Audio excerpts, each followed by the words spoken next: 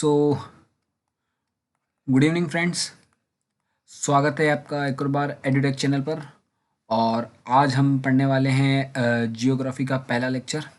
एक नया subject start करने वाले हैं। तो कैसे हैं आप सब? आई होप सब अच्छे होंगे। तो चलिए स्टार्ट करते हैं, ठीक है। तो सबसे पहले हम पढ़ेंगे आज क्या, जियोग्राफी। सबसे पहले आपको ये समझना है कि ये वर्ड जो है जियोग्राफी, ठीक है, ये वर्ड जियोग्राफी कहाँ से आया है, ठीक है।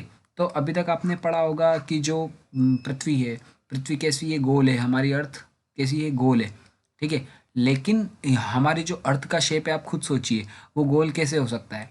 जैसे कहीं पे पहाड़ आ गए हैं, कहीं पे समंदर है, कहीं पे रेगिस्तान है, ठीक है। तो गोल हमारे जो अर्थ का शेप है वो गोल नहीं है। वो कैसा है, वो है दरअसल कहीं से झुका हुआ, कहीं से आड़ा, ऐसे करके जो हमारे पृथ्वी का जो शेप है वो जियोड है, ठीक है, वो जियोड है। तो जियोड से वर्ड आया था जियोग्राफी, ठीक है। तो अब अगर आपसे कोई पूछे कि हमारे अर्थ का शेप कैसा है, तो वो गोल नहीं है, वो कैसा है, जियोड करके है, ठीक है। वैज्ञानिकों ने अपने अध्ययन के लिए उसे एक आभासी गोल रूप में माना है, लेकिन दरअसल वो जियोड है। जैसे कहीं से पहाड़ निकले हुए हैं, कहीं पे सागर है, रेगिस्तान है, तो वो एक तरह से गोल नहीं है, वो ऊपर नीचे ऊबड़ खाबड़ टाइप के हैं, ठीक है। तो आपको पता चला कि जो वर्ड जियोग्राफी कहाँ से है, वो है जियोड से, ठीक है। अब दूसरी बात कि हम पढ़ेंगे क्या, ठीक है। हम जियोग्राफी में हम एस्ट्रोनॉमी पढ़ेंगे, ठीक है, अंतरिक्ष के बारे में। फिर जियोलॉजी पढ़ेंगे, फिर टोपोग्राफी पढ़ेंगे, ठीक है, वर्ल्ड जियोग्राफी और इंडियन जियोग्राफी। एस्ट्रोनॉमी में हम अंतरिक्ष के बारे में, ग्रह, तारे, उल्कापिंड, ये सब सीखेंगे। जियोलॉजी में भूगर्भ विज्ञान से सीखेंगे, ठीक है। टोपोग्राफी में हम जो है भूमि, एक स्पेसिफिक भूमि कहाँ कहाँ कैसा है, वहाँ कहाँ कहाँ किस क्षेत्र में कैसी भूमि है उसके बारे में सीखेंगे। वर्ल्ड जियोग्राफी में हम वर्ल्ड मैप देखेंगे, ठीक है, जो एग्जाम पॉइंट ऑफ व्यू से हमको ज़रूरी है। और इंडियन जियोग्राफी में हम अपने देश की भौगोलिक स्थितियों को देखेंगे, ठीक है। तो आज की बात हम शुरू करते हैं एस्ट्रोनॉमी से, ठीक है।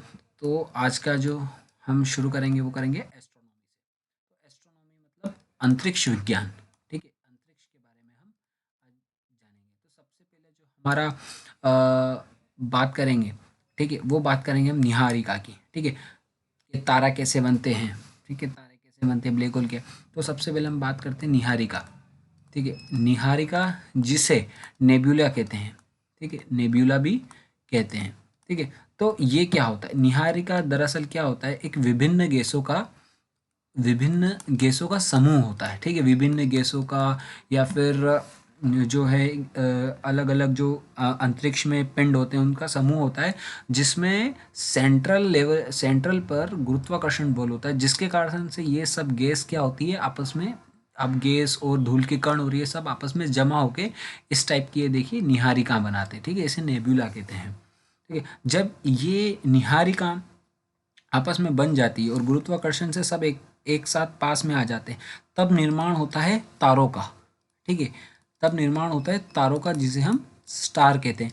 तो तारा क्या होता है, ठीक है, तारे वो होते हैं, तारे होने की वह शर्त है जिसमें खुद की प्रकाश हो, खुद का ऊष्मा हो, ठीक है। तो क्या होता है, जैसे ही ये सब गैसें पास में आती है, ठीक है, जैसे ही ये सब गैसें पास में आती है, तो क्या होता है कि नाभिकीय संलयन की क्रिया अंदर जो है, ठीक है, नाभिकीय संलयन की क्रिया अंदर होने लग जाती है। मतलब नाभिक आपस में जुड़ने लग जाते हैं, किसका, हाइड्रोजन मिलता है हीलियम से, ठीक है, हाइड्रोजन और हीलियम से नाभिकीय संलयन की क्रिया होने लग जाती है। और जब नाभिकीय संलयन की क्रिया होती है, तो अंदर का जो टेम्परेचर है वो बहुत ज़्यादा बढ़ने लगता है। गर्भ का जो टेम्परेचर है, नाभिक का जो टेम्परेचर है वो बहुत बढ़ने लगता है। और टेम्परेचर बढ़ने के कारण उसमें प्रकाश और ऊष्मा उत्पन्न हो जाती है, ठीक है, प्रकाश और ऊष्मा उत्पन्न हो जाती है। आया आपको समझ में? प्रकाश और ऊष्मा उत्पन्न होती है, और टेम्परेचर बढ़ते बढ़ते ये टेम्परेचर है वो 6000 डिग्री सेल्सियस तक पहुंच जाता है। अब कोई कहाँ पर भी टेम्परेचर अगर 6000 डिग्री सेल्सियस तक पहुंच जाता है, तो वहाँ क्या होता है कि ऑटोमेटिक जो है प्लाज्मा का निर्माण होता है, ठीक है। प्लाज्मा क्या है, प्लाज्मा है पदार्थ की चौथी अवस्था, ये बात आप ध्यान रखिएगा। क्या है, पदार्थ की, मैटर की चौथी अवस्था। पदार्थ की तीन अवस्थाएं कौन सी है, ठीक है, कौन सी है, पहली तो ठोस, फिर द्रव और गैस। चौथी अवस्था क्या है? प्लाज्मा। ठीक है, और पांचवी अवस्था क्या है? पांचवी अवस्था है आपकी बोस आइंस्टीन। बोस आइंस्टीन, ये ध्यान रखेगा। पांचवी अवस्था क्या है? बोस आइंस्टीन। ठीक है, पहली, दूसरी, तीसरी, चौथी और पांचवी बोस आइंस्टीन। ठीक है, तो सबसे ज़्यादा 6000 डिग्री सेल्सियस तक आपका जो है टेम्परेचर चला जाता है और फिर उसमें प्लाज्मा इकट्ठा हो जाता है। तो अब क्या हुआ? तारा जिसकी खुद का प्रकाश हो, ठीक है, तो ये यहाँ पर ये इसने ये जो एलिजिबिलिटी है वो फुल करी। ठीक है, और उसकी खुद की ऊष्मा हो, ठीक है, तो ये भी है यहाँ पर, तो उसे हम तारा कहते हैं। तो अब आप मेरे को बताइए, क्या पृथ्वी तारा है? जी नहीं, क्योंकि इसका खुद का प्रकाश नहीं है। क्या सूर्य तारा है? बिल्कुल सूर्य एक तारा है। क्यों? क्योंकि उसके पास खुद की प्रकाश और खुद का ऊष्मा है। ठीक है, तो जब तारा बनता है, ठीक है, और तारे आपस में जो उनके मैटर है, जब उनका मैटर कम होने लगता है, ठीक है, अंदर जो प्लाज्मा वो कम होने लगता है, तो क्या है? तारा फूलने लगता है। और जब वो तारा फूलता है तो उससे जो नेक्स्ट स्टेप होती है उस समूह की, वो बनता है क्या? Red giant. ठीक है, रेड जायंट स्टार बनता है, जिसे हम क्या कहते हैं? लाल दानव भी कहते हैं। ठीक है, क्या कहते हैं? लाल दानव। ठीक है, ये कब होता है? जब ईंधन, जब आपका जो ईंधन है, ईंधन मतलब हाइड्रोजन और हीलियम, ईंधन खत्म होने लगता है, तो तारा बड़ा होके कुछ इस तरह दिखने लगता है। जब लाल दानव बढ़ता है तो जो इसे रेड जायंट बोलते हैं, जब तारा बड़ा होता है, ठीक है, तो क्या होता है कि इनके जो टेम्परेचर है वो बहुत ज़्यादा हो जाता है। ठीक है, और जो छोटे तारे होते हैं, ठीक है, जो छोटे तारे होते हैं, वो लाल दानव टूट के क्या बनता है? श्वेत वामन। ठीक है, अगली स्टेप क्या होती है? क्या बनता है वो? श्वेत वामन, जिसे हम व्हाइट ड्वार्फ भी कहते हैं। जब तारा ब्लास्ट होकर टूट के अगली अवस्था में जाता है, उसे क्या बोलते हैं? व्हाइट ड्वार्फ भी कहते हैं, श्वेत वामन बनता है। ठीक है, जब क्या कर, इधर तारा की जो चमकीली स्थिति है, ठीक है, चमकना वो धीरे धीरे बंद कर देता है, चमकना बंद करने लगता है। ठीक है, और उसके बाद ये आगे जाके क्या बन जाता है? काला वामन।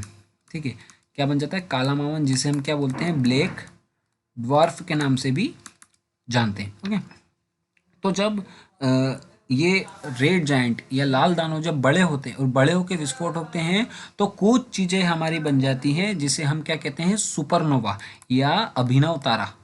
ठीक है, जिसे हम कहते हैं अभिनव तारा या सुपरनोवा। ठीक है, तो कुछ जो सुपर जायंट बड़े बनते हैं, उसके बाद रेड जायंट बड़ा बनता है।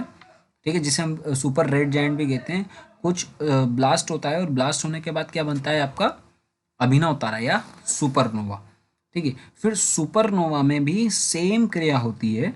उसके बाद जब ये आगे बढ़ते हैं, ठीक है, इसके हम क्या बोलते हैं? सुपरनोवा नाम याद रखेगा। ठीक है, ये कैसे बनता है? ब्लास्ट होने से। ठीक है, और दूसरी बात, ये जो श्वेत तारा है, इसको हम जीवाश्म तारा भी बोलते हैं। क्या? जीवाश्म, जीवाश्म तारा भी कहते हैं। ठीक है, फिर उसके बाद जब सुपरनोवा, सुपरनोवा तारा टूटता है या ब्लास्ट होता है, तो इसमें कुछ तारे जो हैं वो बनते हैं न्यूट्रॉन। ठीक है, कुछ तारे न्यूट्रॉन बनते हैं, कुछ तारे बनते हैं आपके पल्सर। ठीक है जी, ये देखिए, सबका मैंने इमेज रख रखी पल्सर। और कुछ तारे हैं वो बनते हैं आपके क्वेसर। ठीक है, क्वेसर जो न्यूट्रॉन तारा होता है। ठीक है, न्यूट्रॉन तारा जैसा कि आप इमेज में देख रहे हैं, ये क्या होता है? चमकीला होता है। ठीक है, ये चमकीला होता है। न्यूट्रॉन तारा जो सुपरनोवा से टूट के बनते हैं, ठीक है, उसमें एक जो न्यूट्रॉन तारा वो क्या होता है? चमकीले बनते हैं। ठीक है, और ये बहुत कम बनता है, मतलब कोई कोई ही तारा जो होता है या कोई कोई पदार्थ होता है जो आगे जाके न्यूट्रॉन बनता है। ठीक है, फिर जो पल्सर है, ठीक है, पल्सर आगे जाके क्या बनता है? ये जो तारा होता है न्यूट्रॉन जो है, ये बड़ा भी होता है साइज में, कंपेरेटिवली बड़ा भी होता है। ठीक है, फिर ये पल्सर पल्सर जो तारा होता है, ये भी आप देख रहे होंगे, ये भी चमकीला तो होता ही है, साथ ही में इसमें साथ ही में इसमें गुरुत्वाकर्षण बल भी आपस में ज़्यादा होता है।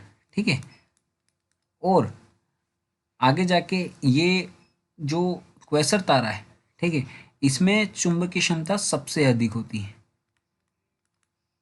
ठीक है, इसमें चुंबकीय क्षमता सबसे अधिक होती है, ये ध्यान रखिएगा। ठीक है, तो क्या हमने सीखा, जो ईंधन खत्म होता है जब तारे में, तो सबसे वो क्या बनता है, लाल दानव जिसे बोलते हैं, इसलिए वो लाल दानव बनता है। जब ये लाल दानव में ब्लास्ट होता है तो ये धीरे धीरे कुछ तारे श्वेत वामन बन जाते हैं। ठीक है, और जो चमकना बंद कर देते हैं, हम श्वेत वामन को जीवाश्म तारा भी कहते हैं। ठीक है, उसके बाद ये क्या बनते हैं, ब्लैक ड्वार्फ। ठीक है, कुछ तारे जो होते हैं वो ये मैं आपको आगे बताऊंगा कि कौन सा तारा जो है वो आपका अभिनव तारा बनता है और कौन सा तारा श्वेत वामन बनता है। ठीक है, वो भी हम आगे पढ़ते हैं अभी। ठीक है, तो जो अभिनव तारा बनता है जिसे हम क्या बोलते हैं, सुपरनोवा भी बोलते हैं। ठीक है, वो सुपर रेड जायंट के, यहाँ एक बात दे रहा है, सुपर रेड जायंट के फूटने से क्या बनता है, सुपरनोवा। सुपरनोवा के फिर टूटने से एक न्यूट्रॉन बनता है। ठीक है, न्यूट्रॉन के अंदर भी क्या होता है कि चुंबकीय क्षमता ज़्यादा होती है। ठीक है, फिर पल्सर बनता है जिसमें माफ़ कीजिएगा, इसमें चुंबकीय क्षमता ज़्यादा नहीं होती, चुंबकीय क्षमता सबसे ज़्यादा क्वेसर में होती है। ठीक है, इसको क्या बोलते हैं, क्वेसर। ठीक है, क्या बोलते हैं, क्वेसर। ठीक है, और इसमें चुंबकीय क्षमता सबसे ज़्यादा होती है, और ये पल्सर में भी पल्सर भी जो तारा होता है वो बहुत चमकीला होता है। अब हम बात करते हैं आपकी न्यूट्रॉन की। ठीक है, तो ये जो तारा है, ठीक है, ये जो न्यूट्रॉन है, ठीक है, इसमें क्या होता है कि कोई कोई न्यूट्रॉन तारे, कई तारों में से कोई कोई न्यूट्रॉन तारे क्या होते हैं, सिकुड़ते हैं। ठीक है, सिकुड़ते जाते हैं। ठीक है, सिकुड़ते जाते हैं और आखिरी में जाके निर्माण करते हैं ब्लैक होल का। आपने सुना होगा। ठीक है, ब्लैक होल कई बार आपने सुना होगा, क्या क्या निर्माण करते हैं, ब्लैक होल का। क्यों, क्योंकि ब्लैक होल जब गुरुत्वाकर्षण सेंट्रल में सबसे ज़्यादा होता है तो कोई भी मैटर जो है सिकुड़ने लगता है, और सिकुड़ के उसका घनत्व, सबसे ज़्यादा घनत्व, ठीक है, उसका घनत्व बढ़ जाता है। इसलिए सबसे ज़्यादा घनत्व कौन से तारे का होता है, अगर कोई बोले तो सबसे ज़्यादा घनत्व क्या होता है, ब्लैक होल का होता है। ठीक है, ऐसा कहते हैं कि जिस दिन ब्लैक होल अगर अर्थ से टकरा गया, ठीक है, हमारी अर्थ से जिस दिन ब्लैक होल टकरा गया उस दिन जो है हमारी पृथ्वी खत्म हो जाएगी। क्यों, क्योंकि इसका इसका जो घनत्व है, ठीक है, ये बहुत ज़्यादा होता है, इसका घनत्व बहुत ज़्यादा होता है। सबसे ज़्यादा घनत्व क्या होता है, ब्लैक होल का होता है। तो न्यूट्रॉन तारा जब सिकुड़ता जाता है, ठीक है, सिकुड़ता जाता है तो आखिरी में जाके क्या बनाता है, ये ब्लैक होल बनाता है। अब हम बात करेंगे कौन सा तारा है, कौन सा तारा है जो श्वेत वामन बनता है। ठीक है, कौन सा तारा है जो अभिनव तारा या सुपर नोवा बनता है। ठीक है, तो इसके लिए हमारे जो एक वैज्ञानिक हैं, हमारे भारत के जो वैज्ञानिक है, एस चंद्रशेखर ने खोज करी और बताया कि जिस जिस तारे का आकार है ना, जिस तारे का आकार सूर्य के 1.44 गुणा, यानी कि लगभग लगभग 1.5 गुणा से कम होता है, ठीक है, वो तारा आगे जाके क्या बनता है, श्वेत वामन। ठीक है, और जिसका आकार, ठीक है, जिसका आकार सूर्य के 1.44 गुना से ज़्यादा होता है, ठीक है, ज़्यादा होता है, वो क्या बनता है, आपका सुपरनोवा। तो ये बात आप ध्यान रखिएगा। तो इसी को हम क्या बोलते हैं, चंद्रशेखर सीमा। ठीक है, चंद्रशेखर सीमा किसको बोलते हैं हम, चंद्रशेखर सीमा। कभी ये क्वेश्चन आता भी है, ठीक है, ये क्वेश्चन आता भी है कि चंद्रशेखर सीमा किसे कहते हैं। तो चंद्रशेखर सीमा क्या करती, चंद्रशेखर सीमा किसे कहते हैं, सूर्य के 1.44 गुणा द्रव्यमान को हम क्या कहते हैं, चंद्रशेखर सीमा। ठीक है, और हाँ, ब्लैक होल की खोज भी किसने करी थी, जो ब्लैक होल है उसकी खोज भी किसने करी थी, चंद्रशेखर, एस चंद्रशेखर जी ने। ठीक है, एस चंद्रशेखर जी ने करी थी। ठीक है, ये हमारे भारत के वैज्ञानिक हैं। ठीक है, तो आपको समझ आया। ठीक है, आपको समझ आया कि आज हमने क्या क्या पढ़ा। ठीक है, हम देखते हैं एक और बार रिवीजन करते हैं फटाफट। ठीक है, तो हम क्या क्या पढ़ेंगे, हम एस्ट्रोनॉमी, जियोलॉजी, टोपोग्राफी और वर्ल्ड जियोग्राफी, इंडियन ज्योग्राफी पढ़ेंगे। ठीक है, और ये सब जो है हमारा साइमल्टेनियसली चलता रहेगा, अलग अलग साइमल्टेनियसली चलता रहेगा। ठीक है, साथ साथ में ऐसा नहीं है कि पहले एस्ट्रोनॉमी होगा जियोलॉजी होगा, साथ साथ में ये चलते रहेंगे, ठीक है। फिर हमने क्या पढ़ा, एस्ट्रोनॉमी स्टार्ट करा। एस्ट्रोनॉमी में हमने पढ़ा निहारिका। निहारी क्या होता है, विभिन्न गैसों का एक समूह होता है, ठीक है, जो गुरुत्वाकर्षण बल के कारण ये आपस में इकट्ठे हो जाते हैं, ठीक है। और ये आगे जाके क्या बनते हैं, इनसे बनते हैं तारा, ठीक है। इनसे एक तारे बनते हैं। तारे में क्या होता है, खुद की प्रकाश और ऊष्मा होती है, ठीक है। इसके अंदर नाभिकीय संलयन की क्रिया होती है। नाभिकीय संलयन में हाइड्रोजन जो है हीलियम से बनता है, ठीक है, जिससे प्रकाश और ऊष्मा होता है, ठीक है। इसमें 6000 डिग्री सेल्सियस तक टेम्परेचर चला जाता है। उसके बाद ये प्लाज्मा की स्थिति में आ जाता है, जो पदार्थ की चौथी अवस्था है, ठीक है। आगे जाके जो तारे जो होते हैं सूर्य की साइज से 1.5 गुना कम होते हैं, ठीक है।